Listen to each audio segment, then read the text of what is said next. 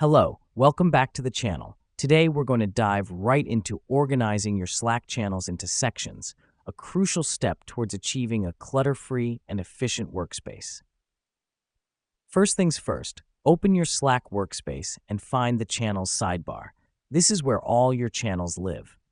Now that we've done that, right-click on the channel sidebar and select Create Section. This helps us because it allows us to create a new area where we can group similar channels together, making it easier for us to find and access them.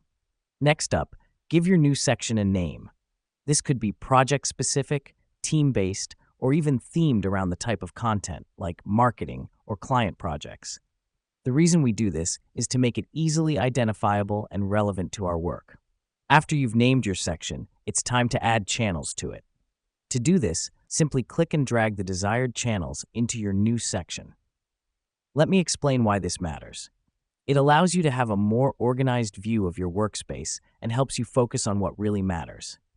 Remember, you can always add, remove, or rearrange channels within your sections as your work evolves.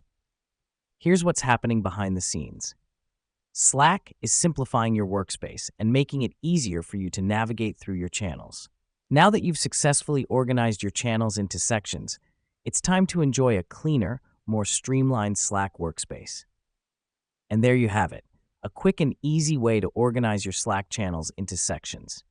This simple task can greatly enhance your productivity and make work communication a breeze. Thanks for watching. Until next time.